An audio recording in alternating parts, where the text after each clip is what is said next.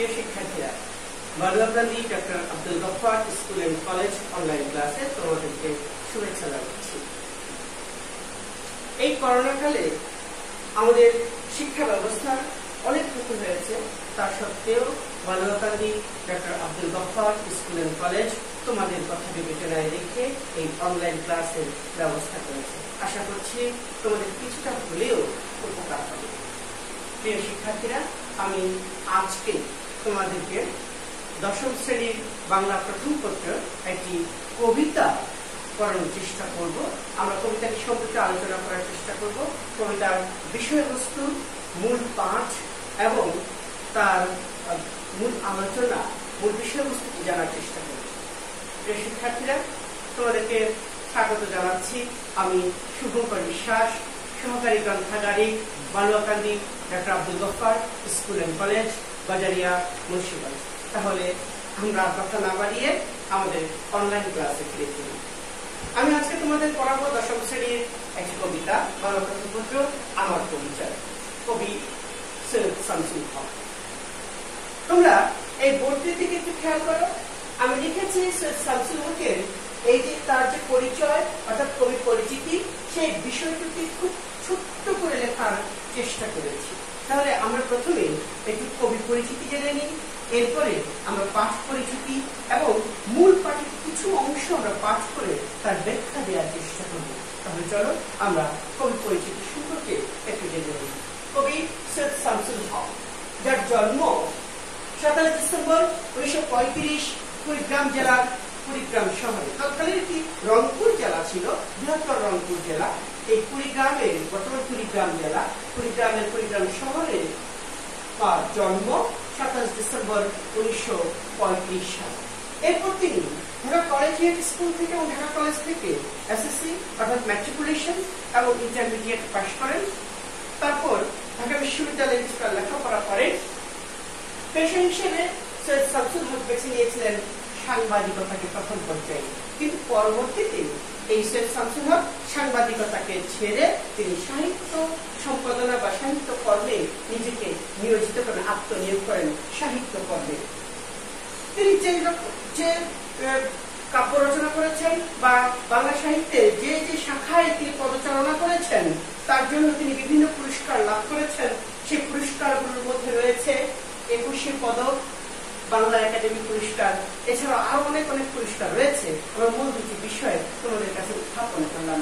সৈয়দ শামসুল হকের রচনাগুলো সম্পর্কে যদি আমাদের একটু ধারণা পেতে পাই, তাহলে দেখো তার রচনাগুলোর মধ্যে কাব্য রয়েছে একদা এক রাজ্যে, বৈশাখে রচিত পঙ্ক্তিমালা, অগ্নিজলের কবিতা, রাজনৈতিক কবিতা। তার গল্প রয়েছে ভিতরে শীত বিকেল, রক্তগোলাপ, আনন্দের মৃত্যু, জলেশ্বরীর গল্পগুলো। এরপর দেখো তার উপন্যাস বৃষ্টি ও বিদ্রোহীগণ, নাটক আছে পায়ের আওয়াজ পাওয়া যায়, বিখ্যাত একটি কাব্য নাটক মুক্তিযুদ্ধ ভিত্তিক। নুরুল দিনের সারা জীবন নিষ্পেষিত মানুষের, শোষিত মানুষের, বঞ্চিত মানুষের যে আর্তনাদ এবং তাদের যে প্রতিবাদ, সেই আর্তনাদ আর প্রতিবাদের সংমিশ্রণে লেখা নুরুল দিনের সারা জীবন এই নাটকটি। এছাড়া তিনি শিশুতোষ গ্রন্থ লিখেছেন। এই বাংলা সাহিত্যে এই মহান কীর্তিমান রচয়িতা মৃত্যুবরণ করেন 27 সেপ্টেম্বর 2016 খ্রিস্টাব্দে। এই হচ্ছে আমার পরিচয় কবিতার কবি সৈয়দ শামসুল হকের পরিচয়। এছাড়া আরো অনেক পরিচয় আছে, আমরা সংক্ষিপ্ত ভাবে কবির পরিচয় দিলাম। এখন আমরা কবিতায় যাব। কবিতায় যাওয়ার আগে কবিতার মূল বিষয়বস্তু কি, সেই বিষয়গুলোকে কিভাবে কবি আমাদের এই কবিতার মধ্যে স্থান দিয়েছেন, তার বিষয়গুলো একটু আলোচনা করার চেষ্টা করি।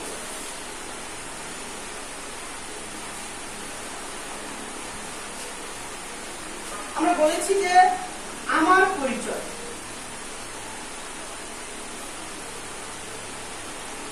আচ্ছা, এই যে শব্দটা বললাম আমার পরিচয়, এই আমার পরিচয়ের মধ্যে আসলে আমার আত্মপরিচয়ের কথা বলা হয়েছে, আমার বিবর্তনের কথা বলা হয়েছে, আমি কোথা থেকে এসেছি, কিভাবে এসেছি, আজকে কোথায় আছি, সেই পরিচয়ের কথা বলা হয়েছে। আমি যখন ব্যক্তিগতভাবে যদি আমি আমার পরিচয় দিই, একটু আগে যেমন আমি তোমাদেরকে পরিচয় দিয়েছি যে আমি শুভঙ্কর বিশ্বাস, সহকারী গ্রন্থাগারিক, বালুয়াকান্দি ডাক্তার Abdul Gaffar school and college, এটা হচ্ছে আমার ব্যক্তি পরিচয়। কিন্তু এখানে কবি আমার পরিচয় বলতে কবির ব্যক্তি পরিচয় বলেননি। কবি এখানে আমার পরিচয় বলতে বলেছেন যে আমাদের আত্মপরিচয়, বাঙালি জাতির আত্মপরিচয়, বাঙালি জাতির বিবর্তনের ইতিহাস। তাহলে আমরা কোথা থেকে কোথায় বিবর্তিত হয়েছি, কিভাবে আজকের এই স্বাধীন বাংলাদেশে এসেছি, আমাদের বিদ্রোহ সংগ্রাম এবং ঐতিহ্যের এই ধারা পার হয়ে আজকের এই স্বাধীন বাংলাদেশে আমাদের আগমন। কিন্তু এই আগমন কি এত সহজ ছিল? সহজ ছিল না। তার হাজার বছরের ইতিহাস আমাদের রয়েছে, হাজার বছরের ঐতিহ্য রয়েছে, হাজার বছরের সংগ্রামের ঐতিহ্য ইতিহাস আমাদের আছে। সেই সংগ্রামের পথ পাড়ি দিয়ে আমরা আজকের এই বাংলাদেশে এসেছি। তাহলে আমরা দেখব যে আমার পরিচয় কবিতায় কয়েকটি বিষয় আমি তোমাদের এখানে অবতারণা করার চেষ্টা করব। সেই বিষয়গুলো যদি আমরা অনুধাবন করতে পারি তবে কেবল আমার পরিচয় কবিতাটির মূল মর্ম তোমাদের পক্ষে জানা সম্ভব।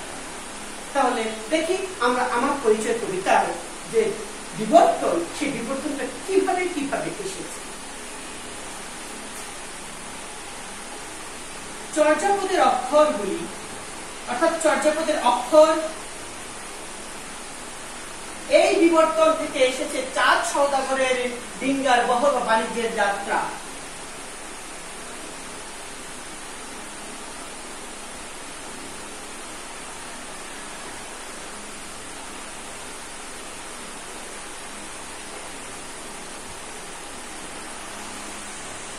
চাঁদ সওদাগরের বাণিজ্য যাত্রা, এই চাঁদ সওদাগরের বাণিজ্য যাত্রা থেকে যদি আমরা আরেকটু আমাদের ধারাবাহিকতা বা বিবর্তনের দিকে তাকাই তাহলে আমরা দেখব পাল যুগের চিত্রকলার আন্দোলন।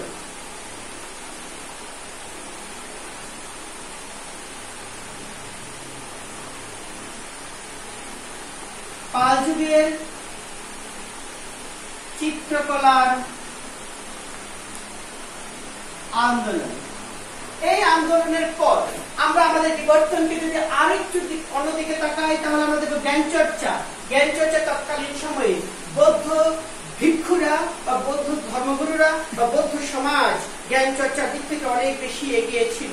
সেই জ্ঞান চর্চার কথাটিও কবি এই কবিতায় নিয়ে এসেছেন, বৌদ্ধ বিহারের জ্ঞান চর্চা।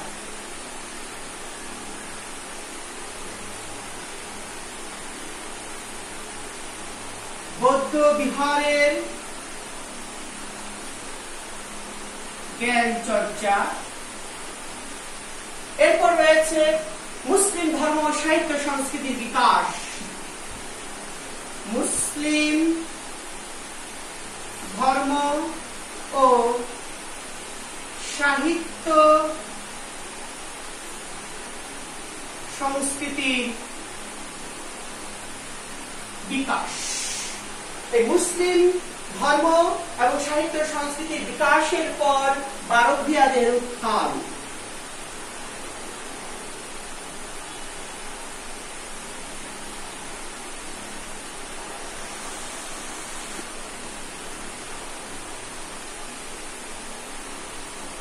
বারোভিয়াদের উত্থান, এই বারোভিয়াদের উত্থানের পর রয়েছে ময়মনসিংহ গীতিকার। আমরা যদি এই বিষয়গুলোকে একটু এইদিকে এভাবে লিখি তোমাদের হয়তো একটু দেখতে হয়তো একটু সমস্যা হতে পারে, কিন্তু তারপর আমরা একটু ধারাবাহিকভাবে যাওয়ার চেষ্টা করছি।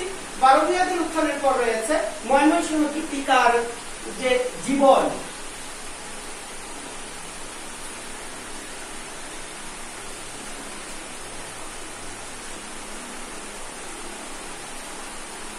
ময়মনসিংহ গীতিকার জীবন, এই ময়মনসিংহ গীতিকার জীবনের পর আমরা দেখতে পাই হাজী শরীয়ত আর তিতুমীরের যে বিদ্রোহ, তিতুমীর ও হাজী শরীয়তের বিদ্রোহ।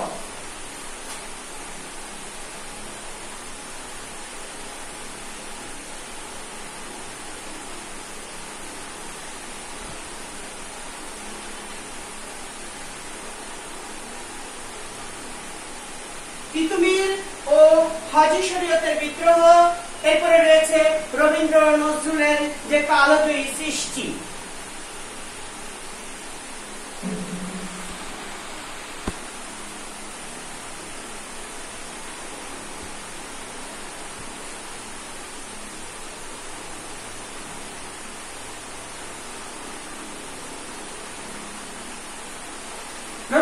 রচনার কালজয়ী সৃষ্টির পর রয়েছে ব্রিটিশ বিরোধী আন্দোলন,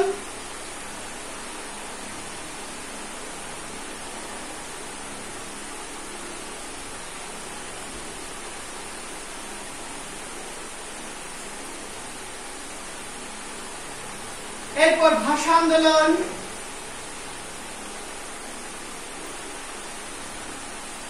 সর্বশেষে রয়েছে মহান মুক্তিযুদ্ধের মাধ্যমে অর্জিত বঙ্গবন্ধুর সোনার বাংলাদেশ।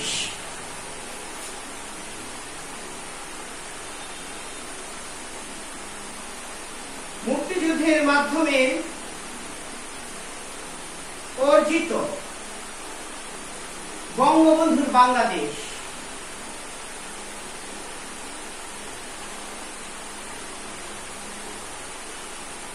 এই হচ্ছে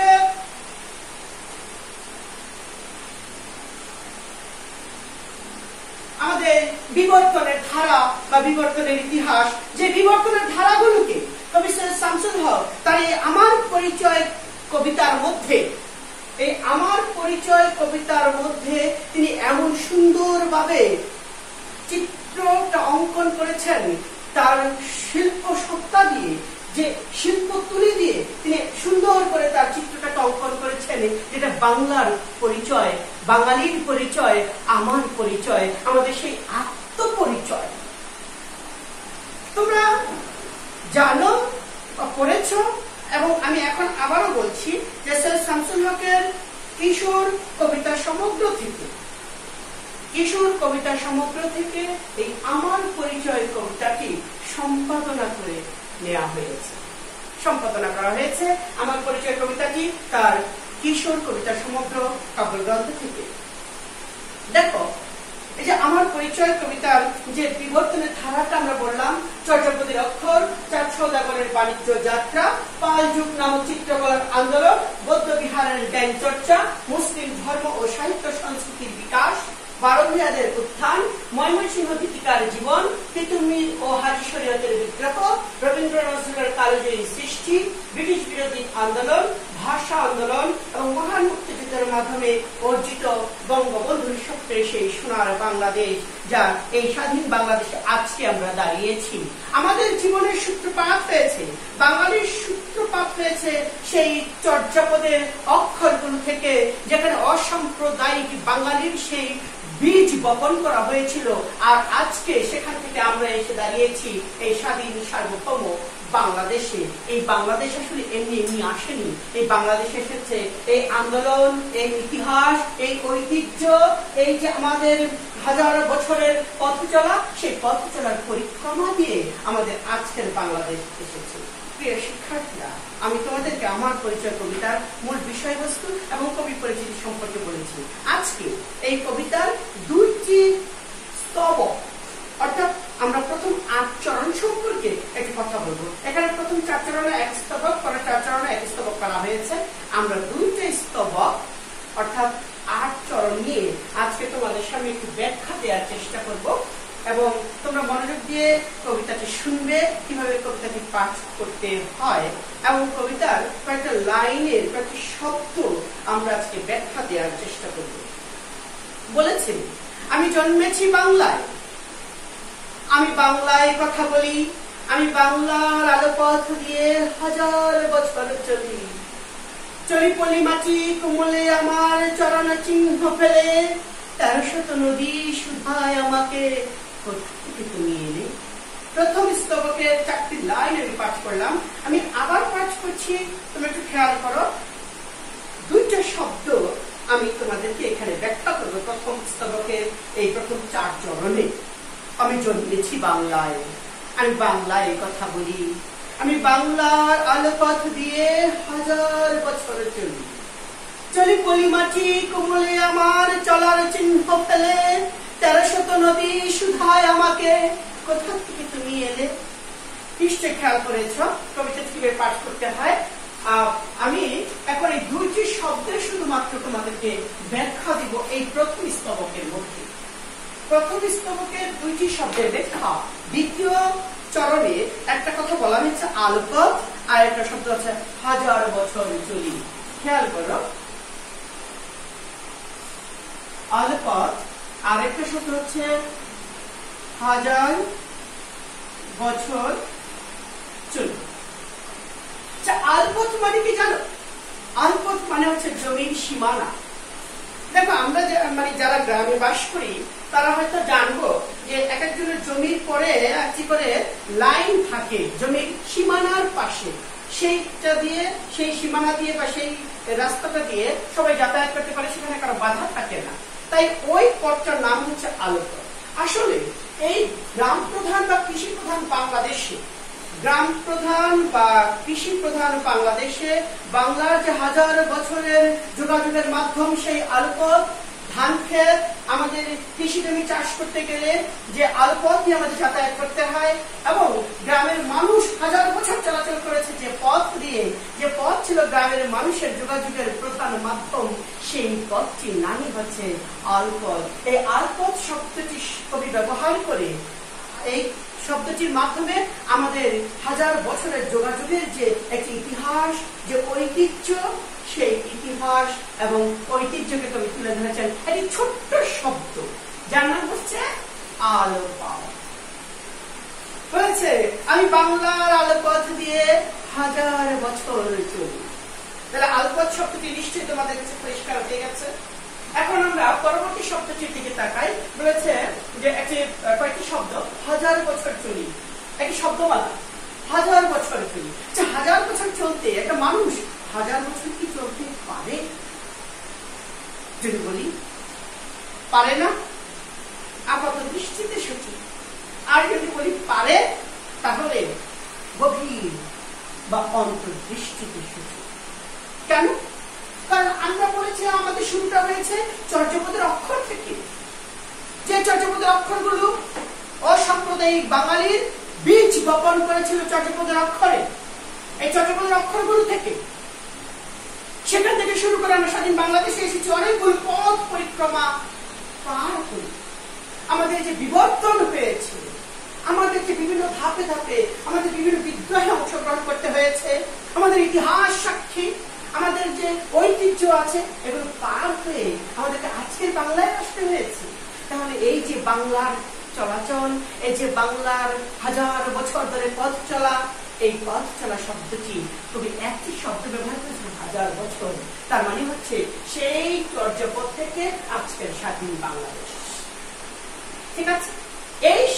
এই রূপক অর্থকে প্রকাশ করার জন্য, এই ভাবটিকে বিপদে প্রকাশ করার জন্য কবি সৈয়দ শামসুল হক আমার পরিচয় কবিতায় কি সুন্দর একটি চিত্র তিনি এঁকে দিলেন। এই চিত্রটার সাথে শব্দমালা, যার কথা বললেন হাজার বছর, অর্থাৎ বাংলার ইতিহাস, ঐতিহ্য এবং তার যে পথ চলা, তার পথ পরিক্রমা, তার যে ইতিহাস ঐতিহ্যের ভাববান বয়ে চলা, সেটাকে প্রকাশ করেছে এই একটি শব্দের মধ্য দিয়ে। দেখো, আমি দ্বিতীয় স্তবকের পড়া শুরু করছি। আমি তো এসেছি চর্যাপদের অক্ষরগুলো থেকে, আমি তো এসেছি সওদাগরের ডিঙ্গার বহর থেকে, আমি তো এসেছি কৈবর্তের বিদ্রোহী গ্রাম থেকে, আমি তো এসেছি পাল যুগ নামক চিত্রকলা থেকে। এই শব্দগুলো প্রত্যেকটি, মানে এই যে এই স্তবকের প্রত্যেকটি শব্দ, প্রত্যেকটি চরণ ব্যাখ্যা করার দাবি রাখে। আমি তোমাদেরকে একটি চরণের একটা শব্দ ব্যাখ্যা করার চেষ্টা করছি।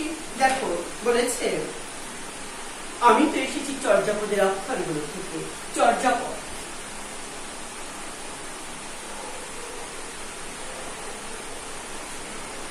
মনীষীদের মতে 6 শতাব্দী, অর্থাৎ এই যে 6ষ্ঠ শতাব্দী থেকে শুরু করে 11 শতক পর্যন্ত বা 11 শতাব্দী পর্যন্ত এই চর্যাপদ গুলো লেখা হয়েছে।